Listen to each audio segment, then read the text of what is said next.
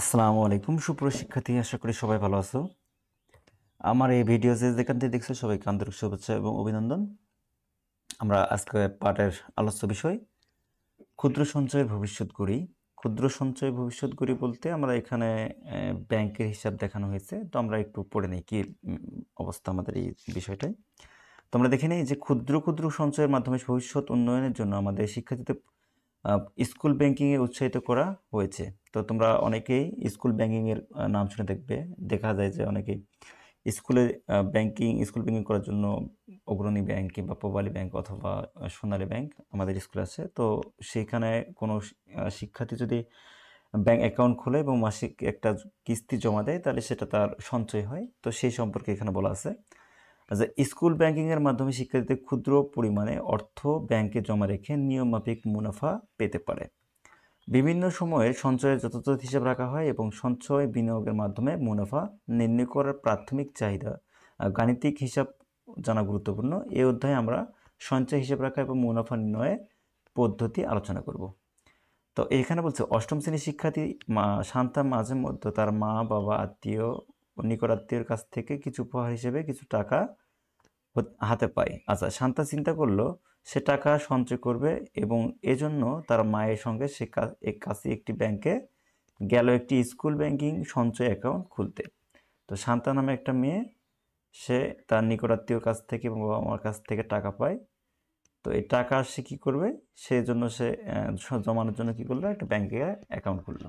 আচ্ছা, এখানে বলছে ব্যাংক কর্মকর্তা শান্তাকে বলল সে একটি অ্যাকাউন্ট খুলতে চায় এবং সেখানে সে প্রতি মাসে 100 টাকা বা 200 টাকা করে সঞ্চয় করতে চায়।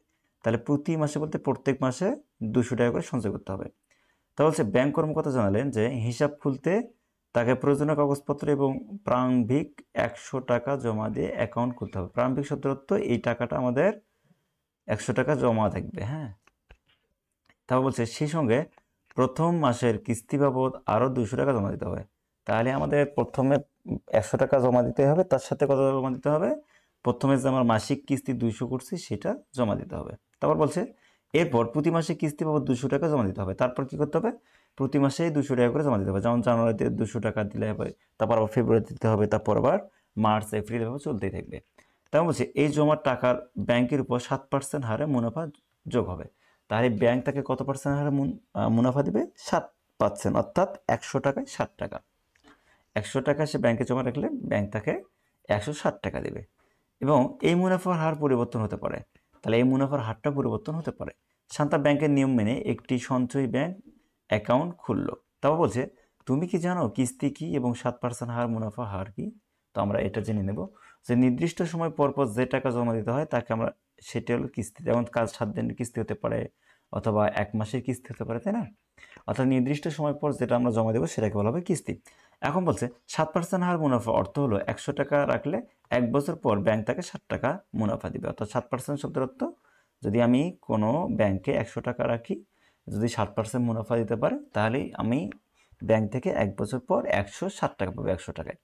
এখন আমাদের প্রশ্ন বলছে তুমি কি বলতে পারবে, প্রথমে বলছে যে প্রথম মাসে শান্তার মোট জমা কত ছিল, দ্বিতীয় বলছে যে দ্বিতীয় মাস শেষে শান্তার মোট জমা কত হবে, এবং তৃতীয় বলছে তৃতীয় মাসে শান্তার মোট জমা কত হবে। তোমার উত্তর এখানে লিখে দিতে হবে। আমরা যে উত্তরটা পাবো, তো এই ঘরে আমরা সেটা লিখব। তো চলো আমরা একটু উত্তরটা দেখে নিই কেমন হয়। আমরা বলতে পারি যে আমরা দেখেছি যে প্রথম মাসে প্রারম্ভিক জমা ছিল কত, দেখো আমার একটা প্রারম্ভিক জমা ছিল 100 টাকা আর কিস্তি বাবদ জমা ছিল 200 টাকা। তাহলে আমি যদি হিসাব করি এই 100 টাকার সঙ্গে 200 টাকা যদি যোগ করি, তাহলে প্রথম মাসে শান্তার মোট জমা হবে 100 যোগ 200 সমান 300 টাকা। আমার দ্বিতীয় মাস পর্যন্ত করতে বলছে, তো আমরা লিখতে পারি যে দ্বিতীয় মাসের শান্তার মোট জমা কত হবে। তো আমি লিখছি যে প্রথম মাসে মোট জমা ছিল 300 টাকা, তাহলে কিস্তি বাবদ জমা কত ছিল 200 টাকা দ্বিতীয় মাসে, তাহলে দ্বিতীয় মাসে মোট জমা কত হবে, 300 যোগ 200 সমান কত হবে, 500। এখন বলতে তৃতীয় মাসে শান্তার জমা কত হবে। তো চলো আমরা তৃতীয় মাসে বলে দেখি নিই।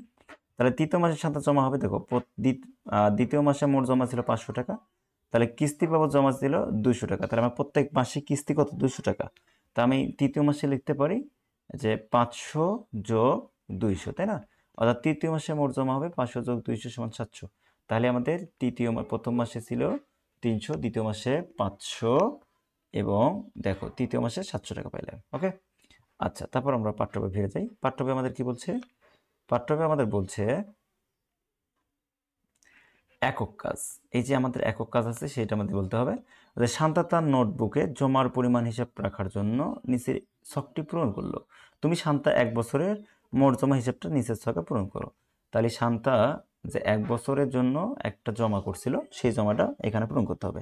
তাহলে এখানে দেখো কিস্তি সংখ্যা 0, টাকার পরিমাণ এখানে লিখতে হবে এই রুমে, প্রারম্ভিক জমা এই রুমে লিখতে হবে এবং ক্রমসূচিত মোট জমা ক্রম অনুসারে প্রথম মাসে কত, দ্বিতীয় মাসে কত, তৃতীয় মাসে এটা আমাদের লিখতে হবে। এখানে একটা মাথায় রাখতে হবে যে প্রারম্ভিক জমা কিন্তু আমাদের 100, এটা কিন্তু চেঞ্জ হবে না। 100 100ই থাকবে, এটা কোনো চেঞ্জ হবে না। কিন্তু পরিবর্তন হবে কি, টাকা পরিমাণ আমাদের প্রত্যেক মাসে 200 টাকা করে যোগ হবে। পরিবর্তন হবে আমাদের ক্রমশঃ সঞ্চয়, আমাদের মাস যাবে, সঞ্চয় আমাদের বৃদ্ধি পাবে। তো চলো আমরা সেটা কিভাবে করি দেখে নেই। দেখো আমরা যদি বলি যে কিস্তির সংখ্যা 0, টাকার পরিমাণও 0, প্রারম্ভিক জমা ছিল সেটা আমাদের 100 এবং ক্রমযুক্ত এই 100টা এখানে ক্রমযুক্ত আমাদের 100 টাকা জমা হয়েছে। তারপর দ্বিতীয় মাসে প্রথম মাসে আমরা কি লিখতে পারি? প্রথম মাসে আমাদের জমা কত হবে? প্রথম মাসে জমা হবে 200, প্রারম্ভিক জমা কিন্তু 100ই, তাহলে 100 যোগ 300 কত হবে? 100 যোগ 200 সমান কত হবে? 300। আচ্ছা, 300 সাথে যদি আমি আবার এই 200 যোগ করি, অর্থাৎ প্রারম্ভিক এই জমার সাথে এই যে মোট যে কিস্তি দ্বিতীয় জমা করবো তাহলে কত হবে? 500। আবার এই 500-র সাথে যদি আমি 200 যোগ করি তাহলে কত হবে? মোট জমা 700। আবার এই 700-র সাথে যদি আমি 200 যোগ করি কত মোট জমা হবে? 900। আবার 900-র সাথে 200 যোগ করলে কত হবে? 1100। 1100-র সাথে 200 যোগ করলে হবে 1300। ওকে, তা আমার এই যে মোট জমার সাথে আমাদের দিন যাবে, অর্থাৎ মাস যাবে। ষষ্ঠ মাসে আমাদের 1300 টাকা যোগ হবে। সপ্তম মাসে কত যোগ হবে? আবার এই যে 1300-র সাথে 200 যোগ করতে হবে, তাহলে কত হবে? 1500। ওকে, আবার এই 1500-র সাথে আমি যদি আবার 200 করি তাহলে হবে 1700। অর্থাৎ প্রত্যেক মাসে আমাদের 200 টাকা করে যোগ হবে। আবার 1700-র সাথে যদি 200 যোগ করে তাহলে কত হবে? 1900। 1900-র সাথে যদি 200 যোগ করে যোগ হবে 2100। 2100-র সাথে 200 যোগ করলে হবে 2300 এবং 2300-র সাথে 200 যোগ করলে 12তম মাসে অর্থাৎ 1 বছরে জমা হবে আমার 2500 টাকা। তাহলে নিশ্চয় বুঝতে পারছো যে আমরা কীভাবে যোগটা করলাম। ওকে, আচ্ছা, আমরা পরবর্তী যে বিষয়টা আছে সেটা নিয়ে আলোচনা করব। আমাদের পরবর্তী বিষয়টা কি আছে? এখানে বলছে যে জোড়াই কাজ। জোড়ায় একটা কাজ করতে হবে। কি করতে হবে? উপরের ছকটি পর্যবেক্ষণ করে শান্তার কিস্তির সংখ্যা বা মোট সংখ্যার মধ্যে সম্পর্ক খুঁজে বের করো। তাহলে এখানে একটা আমাদের সম্পর্ক আছে। অর্থাৎ সম্পর্ক বলতে এটা এমন একটা সম্পর্ক যে সম্পর্ক এক নিমিষে শান্তার সমস্ত বিষয়টা আমরা হিসাব করতে পারি। তাহলে সম্পর্কটা আমরা খুঁজে নিই, দেখি কি লেখা যায়। সম্পর্কটা আমরা এইভাবে লিখতে পারি। দেখো আমরা লিখতে পারি উপরের ছক পর্যবেক্ষণ করে শান্তার কিস্তির সংখ্যা মোট জমার মধ্যে যে সম্পর্ক খুঁজে পাই তা হলো, দেখো, কিস্তির সংখ্যা গুণ কিস্তির পরিমাণ। তাহলে কিস্তির সংখ্যার সাথে কিস্তির পরিমাণটা আমরা সবসময় গুণ করছি, তাই না? প্রারম্ভিক জমা। তাহলে আমরা কি করছি দেখো, এখানে দেখো আমি একটা তোমাদের বোঝাই। আমি যখন কিস্তির সংখ্যা এটা না, কিস্তির সংখ্যা যখন দেখো 9, তো 9-এর সাথে যদি আমি 2 গুণ করি তো 9 দুগুণে 18। প্রারম্ভিক জমা খরচ ছিল 100, তাহলে 100 অর্থাৎ 18 যোগ 100 কত হবে? 19।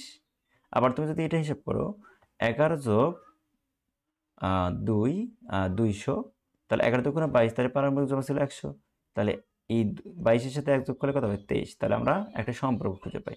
তাহলে এখানে যে কোনো আমরা এই সূত্রের সাহায্যে যে কোনো মাসের কিস্তি আমরা বের করতে পারবো, তাই না? কিস্তি তাহলে লিখতে পারি কিস্তির সংখ্যা গুণ কিস্তির পরিমাণ যোগ প্রারম্ভিক জমা।